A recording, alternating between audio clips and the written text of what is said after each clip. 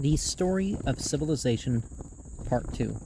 The Life of Greece, being a history of Greek civilization from the beginnings and of civilization in the Near East from the death of Alexander to the Roman conquest, with an introduction on the prehistoric culture of Crete by Durant. Chapter 12, Work and Wealth in Athens. Section 4, Freemen and Slaves. Who does all this work? In the countryside, it is done by citizens, their families, and free hired men. In Athens, it is done partly by citizens, partly by freedmen, more by metics, mostly by slaves. The shopkeepers, artisans, merchants, and bankers come almost entirely from the voteless classes.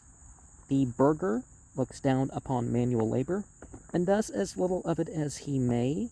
To work for a livelihood is considered ignoble. Even the professional practice, or teaching of music, sculpture, or painting, is accounted by many Greeks a mean occupation. Plutarch, Pericles, Ximurn, the Greek Commonwealth,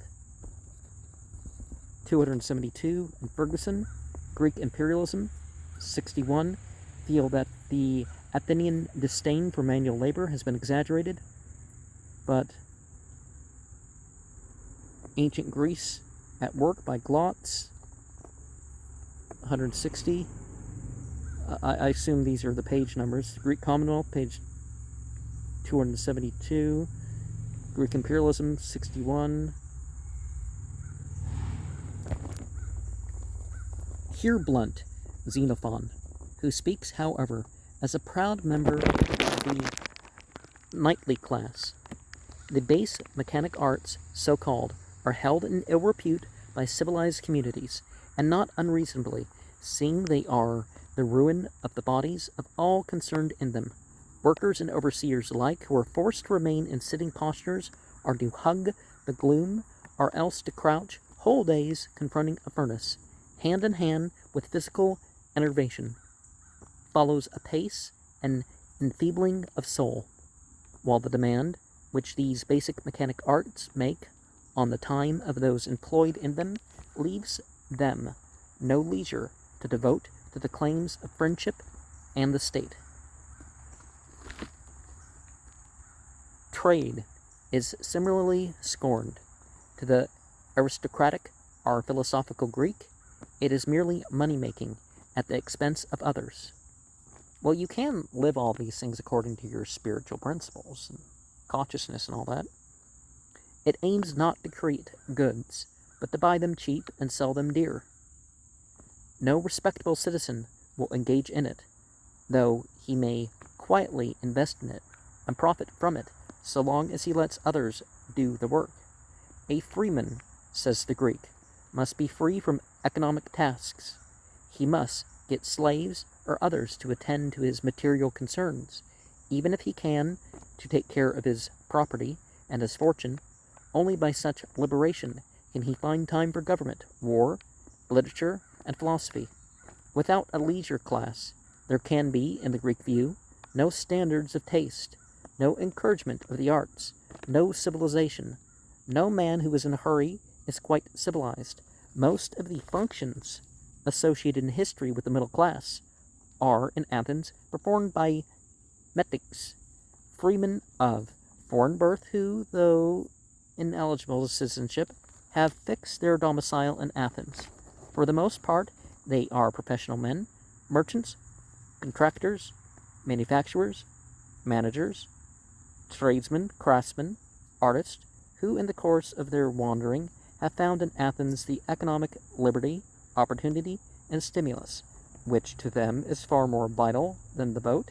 The most important industrial undertakings outside of mining are owned by metics. The ceramic industry is theirs completely, and wherever middlemen can squeeze themselves in between producer and consumer, they are to be found. The law harasses them and protects them. It taxes them like citizens. lays liturgies upon them, exacts military service from them, and adds a poll tax for good measure.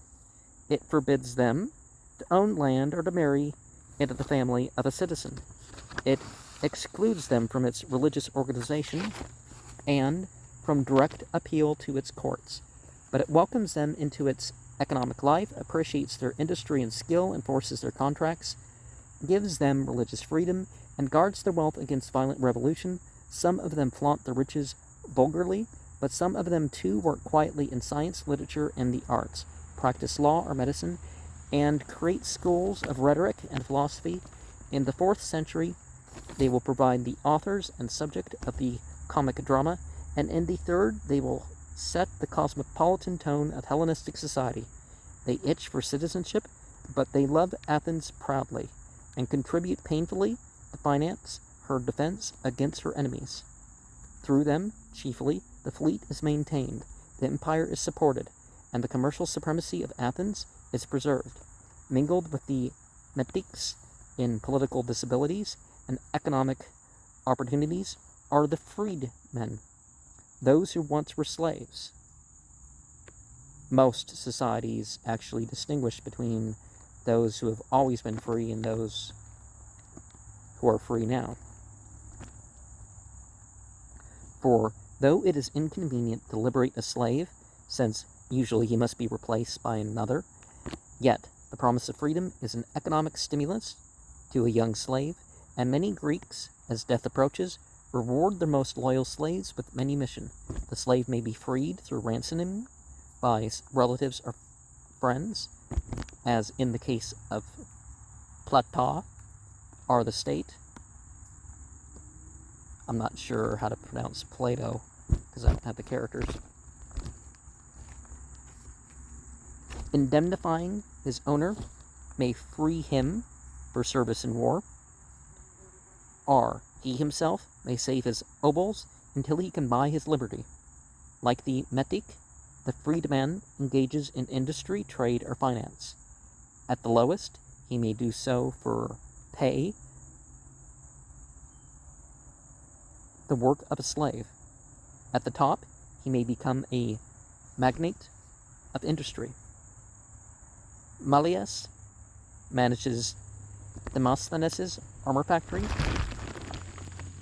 Passion and Phormio become the richest bankers in Athens. The freedman is especially valued as an executive, for no one is more severe with slaves than the man who has come up from slavery and who has known only oppression in the days of his life.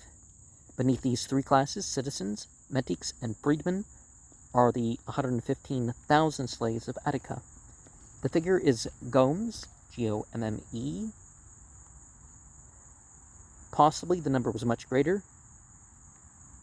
Suidas, Suidas, I'm not sure how to pronounce these, so I'm respelling them, on the authority of a speech uncertainly attributed to Hyperidas in 338, gives the number of adult male slaves alone as 150,000, and according to the unreliable Athenaeus, the census of Attica by Demetrius Phalereus, about 317, gave 21,000 citizens, 10,000 metics and freedmen, and 400,000 slaves. Timaeus, about 300, reckoned the slaves of Corinth at 460,000, and Aristotle about 340. Those of, 1,000. 300,000.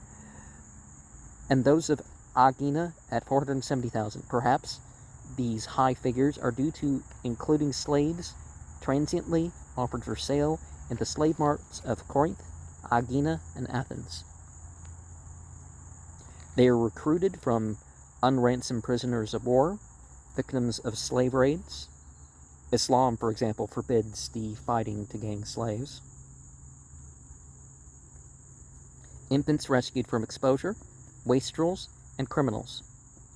Few of them in Greece are Greeks. The Hellen looks upon foreigners as natural slaves, since they are so They so readily give absolute obedience to a king, and he does not account the servitude of such men to Greeks as unreasonable. But he balks at the enslavement of a Greek, and seldom stoops to it. Greek traders buy slaves as they would merchandise, and offer them for sale at Chios, Delos, Corinth, Aegina, Athens, and wherever else they can find purchasers. The slave dealers at Athens are among the richest of the Metics. In Delos, it is not unusual for 1,000 slaves to be sold in a day. Cimon, after the battle of Eurymedon, puts 20,000 prisoners on the slave market. At Athens, there is a mart where slaves stand ready for naked inspection and bargain purchase at any time. They cost from half a mina to 10 minas, about $50 to $1,000 in 1938 money. They may be bought for direct use or investment. Men and women in Athens find it profitable to buy slaves and rent them to homes, factories, or mines. The return is as high as 33%. Even the poorest citizen has a slave or two. Aeschines, to prove his poverty, complains that his family has only 7. Rich homes may have 50. The Athenian government employs a number of slaves as clerks, attendants, minor officials, or policemen. Many of these receive their clothing and a daily allowance, or half a drachma, and are permitted to live where they please. In the countryside, the slaves are few and are chiefly women servants in the home. In northern Greece and most of the Peloponnesus, serfdom makes slavery superfluous. The less the minimum wage jobs, either upon prisoners or upon people who, they've excused that by getting tips, has also made slavery a more expensive endeavor. That's really why they got rid of slavery. It wasn't, because they cared about the people. They've replaced it with minimum wage type work, and whole towns, such and such was how to get your work. You didn't really have much of a choice. You were in whatever area. You had to figure out how to move somewhere else if you're going to get another job. In Corinth, Megara, and Athens, slaves do most of the manual labor, and women slaves most of the domestic toil, but slaves do also a great part of the clerical and some of the executive work in industry, commerce, and finance. Most skilled labor is performed by freemen. Freedmen are metics, and there are no learned slaves as there will be in the Hellenistic period and in Rome. And in Islamic society, everybody sort of had the right to be educated, so, The slave is seldom allowed to bring up children of his own, for it is cheaper to buy a slave than to rear one. If the slave misbehaves, he is whipped, and if he testifies, he is tortured. When he is struck by a freeman, he must not defend himself, but if he is subjected to great cruelty, he may flee to a temple. Then his master must sell him. In no case may his master kill him. So long as he labors, he has more security than many who in other civilizations are not called slaves. When he is ill or old, and there is no work for him to do, his master does not throw him upon the public relief, but continues to take care of him. If he is loyal, he is treated like a faithful servant, almost like a member of the family. He is often allowed to go into business, provided he will pay his owner a part of his earnings. He is free from taxation and from military service. Nothing in his costume distinguishes him. In 5th century Athens, the freeman, indeed the old oligarch, who about 425 BCE writes a pamphlet on the polity of the Athenians, complains that the slave does not make way for citizens on the street, that he talks freely and acts in every detail as if he were the equal of the citizen. In Islamic society, they don't, different positions in society don't necessarily make you an equal.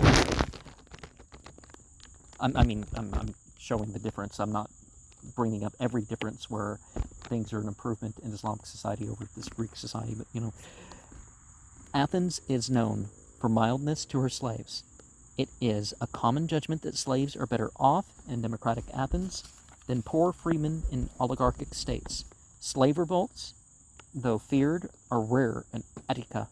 Nevertheless, the Athenian conscience is disturbed by the existence of slavery, and the philosophers who defend it reveal almost as clearly as those who denounce it that the moral development of the nation has outrun its institutions. Plata commands the enslavement of Greeks by Greeks, but for the rest accepts slavery on the grounds that some people have underprivileged minds.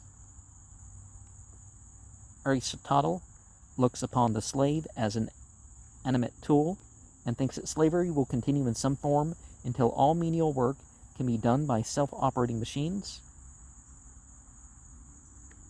Of course, the degradation of the commoner has actually gone up since we've had those machines, despite the Naziism since the 1880s, at least, acting like we have machines now, we can actually cut back the population. No, that's not justification, right? The average Greek, though kind to his slaves, has no notion of how a cultured society can get along without slavery. To abolish slavery, he feels it would be necessary to abolish Athens. Others are more radical. The Cynic philosophers, cynic as we're usually called, but if that's the right Greek spelling, it's Cynic. They condemn slavery outright. Their successors, the Stoics, will condemn it more politely. Euripides, again and again, stirs his audience by sympathetic pictures of war-captured slaves, and the sophist, Alcidamas, goes about Greece preaching, unmolested, the doctrine of Rousseau, almost in the words of Rousseau: God has sent all men into the world free, and nature has made no man a slave. But slavery goes on. And I would agree that slavery, for the purpose of,